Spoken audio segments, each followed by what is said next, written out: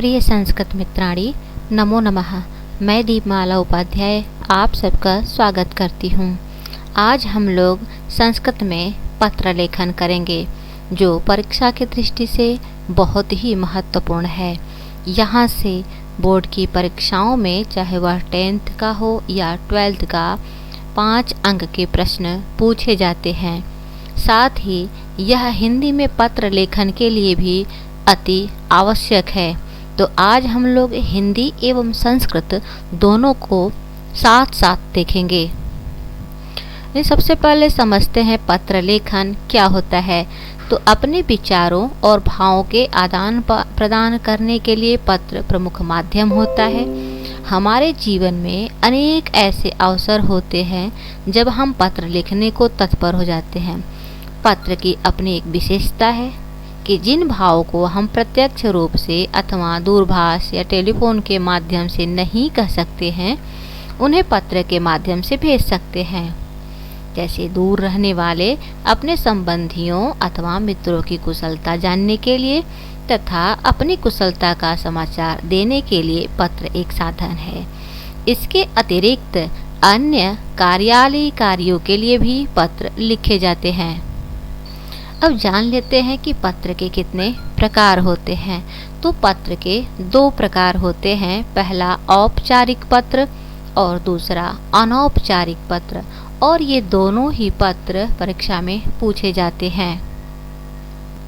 अब ये समझते हैं कि औपचारिक पत्र किसे कहेंगे और अनौपचारिक पत्र किसे कहेंगे। तो अनौपचारिक पत्र से मतलब अनौपचारिक, अर्थात जो पत्र हम अपने परिवार के लोगों को, संबंधियों को, मित्र को, किसी को भी भेजते हैं जो हमारे परिचित का है, वह अनौपचारिक पत्र कहलाता है। और औपचारिक पत्र जब हम किसी ऑफिस में भेजते हैं, किसी भी संस्थान को भेजते हैं, वह पत्र औपचारिक पत्र कहलाता है। जैसे अगर हम प्रिंसिपल को पत्र लिखते हैं तो वह औपचारिक पत्र होगा। अगर हम किसी ऑफिस के लिए पत्र लिखते हैं तो वह औपचारिक पत्र होगा। और यदि हम पत्र अपने माता पिता को, भाई बहन को या अपने मित्र को लिखते हैं, वह अनौपचारिक पत्र होता है। अब हम जानेंगे कि पत्र लिखते समय ध्यान देने योग्य कौन सी बातें होती है, यानी किस प्रकार से हमारा पत्र होना चाहिए। तो सबसे पहले पत्र लिखते समय प्रारंभ में ही पत्र लेखक व पत्र प्राप्तकर्ता का नाम, पता और दिनांक के साथ लिखा जाना चाहिए। पत्र में अनावश्यक बातों का विस्तार न देकर संक्षिप्त में अपनी बात प्रभावपूर्ण तरीके से कही जानी चाहिए। पत्र का विषय स्पष्ट होना चाहिए और पत्र लिखते समय कम से कम शब्दों में ही अधिक से अधिक बात कहने की कोशिश करनी चाहिए। पत्र की भाषा मधुर, आदर सूचक एवं सरल होनी चाहिए। पत्र की समाप्ति पर पत्र की समाप्ति इस प्रकार होनी चाहिए कि पत्र का संदेश स्पष्ट हो सके। अब देखते हैं अनौपचारिक पत्र के अंक, यानी किस तरह से हम उस पत्र को लिखेंगे। पहली बात कि पत्र के ऊपर बाईं ओर पत्र प्रेषक का नाम और दिनांक, यानी बाईं ओर पहले पत्र को लिखने वाले का नाम और दिनांक होना चाहिए। दूसरी बात कि यह पत्र जिस व्यक्ति को लिखा जा रहा हो उसे प्रेषित भी कहते हैं। उसके प्रति संबंध के अनुसार समुचित अभिवादन या संबोधन के शब्द लिखे जाना चाहिए। अर्थात जैसे अगर पिताजी को पत्र लिखते हैं तो उन्हें नमो नमः, प्रणाम आदि शब्दों का प्रयोग करेंगे। और यदि किसी छोटे बच्चे को या किसी छोटे भाई बहन को लिखा जा रहा है तो सब प्रेम बोलेंगे या सब प्यार बोलेंगे उन्हें। यह पत्र प्रेषक और प्रेषिती के संबंध पर निर्भर है कि अभिवादन का प्रयोग कहाँ करना है, किसके लिए करना है, वह किस तरह किया जाए। जैसे पिता को पत्र लिखते समय हम प्रायः पूज्य पिताजी लिखते हैं। शिक्षक अथवा गुरुजन को पत्र लिखते समय उनके प्रति आदर भाव सूचित करने के लिए आदरणीय, श्रद्धेय जैसे शब्दों का व्यवहार करते हैं। यह अपने देश के शिष्टाचार व संस्कृति के अनुसार चलता है। अपने से छोटे के लिए हम प्रायः प्रियवर, चिरंजीवी आदि शब्दों का प्रयोग करते हैं। औपचारिक पत्र के प्रारूप में देखते हैं कि पहले प्रेषक का पता यहाँ लिखेंगे, उसके बाद दिनांक, फिर उससे संबोधन यानी जिस व्यक्ति को भी कर रहे हैं उनको लिखेंगे, पूज्य पिताजी, श्रद्धेय गुरुजी। उसके बाद उन्हें अभिवादन करना है। यहाँ पे जो पहला अनुच्छेद लिखेंगे उसमें आप अपना समाचार बताएंगे और उनसे उनके बारे में पूछेंगे। दूसरे अनुच्छेद में जिस विषय पे आप पत्र लिखना चाहते हैं वो लिखना है और तीसरा अनुच्छेद समाप्ति के लिए लिखना है। फिर प्राप्त करने वाले के साथ प्रेषक का क्या संबंध है, जैसे आपका पुत्र, आपका शिष्य, फिर प्रेषक का नाम लिखना है। तो यह अनौपचारिक पत्र का जो अंग है वह है, यानी उसका प्रारूप है। अब देखते हैं औपचारिक पत्र के अंगों के बारे में। औपचारिक पत्र के बारे में पत्र प्रापक अर्थात प्राप्त करने वाले का पदनाम तथा पता, यानी आपको पता होना चाहिए कि औपचारिक पत्र किसी संस्था या ऑफिस या कार्यालय में लिखा जाता है। विषय जिसके बारे में पत्र लिखा जा रहा है उसे केवल एक ही वाक्य में शब्द संकेतों में लिखें। दूसरा संबोधन जिसे पत्र लिखा जा रहा है अर्थात महोदय, महोदया व माननीय लिखना है। विषय वस्तु इसे 2 अनुच्छेदों में लिखा जाएगा। पहला अनुच्छेद जो आपकी समस्या है अर्थात जिस बारे में आप पत्र लिखना चाहते हैं, और दूसरा अनुच्छेद कि आप उनसे क्या अपेक्षा रखते हैं उसे लिखें तथा धन्यवाद के साथ उसे समाप्त करें। हस्ताक्षर व नाम भवदीय भवदीया के नीचे अपने हस्ताक्षर करें तथा उसके नीचे अपना नाम लिखें। प्रेषक का पता, शहर या मोहल्ला, इलाका, शहर व पिन कोड इत्यादि भी लिखना चाहिए। उसके बाद दिनांक। अब देख लेते हैं औपचारिक पत्र का प्रारूप, अर्थात हम यहाँ पे जो प्रारूप बताया गया है वह प्रधानाचार्य को प्रार्थना पत्र लिखने के लिए बताया गया है। जैसे वहाँ लिखेंगे सेवा में, फिर प्रधानाचार्य, विद्यालय का नाम लिखेंगे, विषय यानी किस लिए लिख रहे हैं, फिर यहाँ संबोधन करेंगे, पहले अनुच्छेद में लिखेंगे, फिर उसके बाद दूसरा अनुच्छेद, उसके बाद नीचे जो लिखने वाला है उसका नाम, कक्षा व दिनांक। यह पत्र का प्रारूप हिंदी एवं संस्कृत दोनों के लिए ही सामान्य रूप से महत्वपूर्ण है। बस अंतर इतना है कि जो संस्कृत में पूछा जाएगा वह प्रश्न भी संस्कृत में होगा और फिलिंग द ब्लैंक्स के रूप में दिया जाएगा, और हिंदी में जो पूछा जाएगा उसमें पूरा पूरा आपको लिखना होता है। अब यहाँ पर एक संस्कृत के पत्र का अभ्यास कर लेते हैं। दिया है मंजूषातः उचित पदानि चित्वा पत्रम पूरयतु, अर्थात मंजूषातः का मतलब होता है मंजूषा। जो नीचे आपको देखने को मिलेगा ये है मंजूषा। मंजूषा में ऐसे शब्द दिए जाएंगे और इसे चुन करके फिल इन द ब्लैंक्स भरना है। अब यहाँ पे पहले नंबर पे क्या होगा, प्रारूप के अनुसार आपको देख के पता चलना चाहिए कि यहाँ पे क्या भरा जाएगा। प्रधानाचार्य महोदयः आदर्श राजकीय उच्च माध्यमिक विद्यालयः दिल्ली नगरम विषय दिनत्रयस्य अवकाशार्थम प्रार्थना पत्रम, अर्थात 3 दिन की छुट्टी के लिए प्रार्थना पत्र। महोदयाः निवेदनम अस्ति यत्, अर्थात निवेदन है कि। अब यहाँ से आपको देखना होगा कि पहले नंबर पे क्या होगा, अर्थात सेवायाम, सेवा में सेवायाम कहाँ होगा, पहले नंबर पे सेवायाम होगा।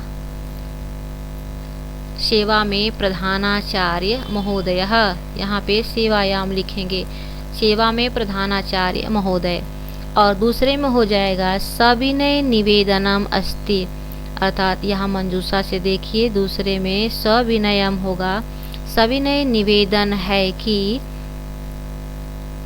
भवत्याः विद्यालये, आपके विद्यालय में 10वीं का छात्र हूँ, अर्थात 10वीं कक्षायाः छात्रम अस्ति। अब यहाँ तीसरे पे क्या होगा, सविनय निवेदन है कि मैं आ रहा है, अर्थात अहम, मैं आपके विद्यालय में 10वीं कक्षा का छात्र हूँ। तो चौथे में आपको भरना होगा कक्षायाः 10वीं कक्षा का छात्र हूँ।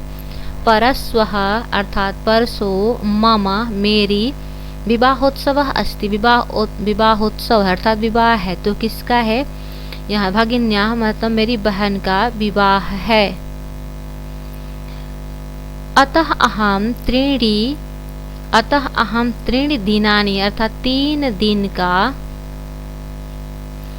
दिन का यावत 3 दिन तक विद्यालय नहीं आऊंगा। तो यहाँ पे क्या हो जाएगा? नहीं आगंतुम शक्नोमि अर्थात नहीं आ सकता हूँ। 3 दिन तक विद्यालय नहीं आ सकता हूँ। कृपया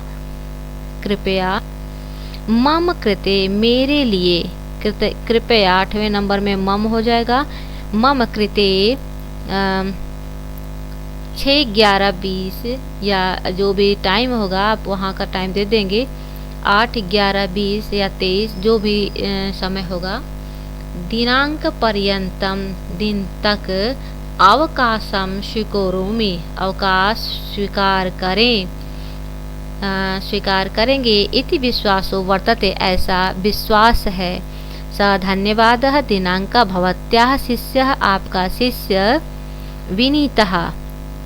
अब यहाँ 10वें नंबर पे आया विनीतः, कक्षा 10वीं, उपस्थिति क्रमांक अर्थात रोल नंबर 41।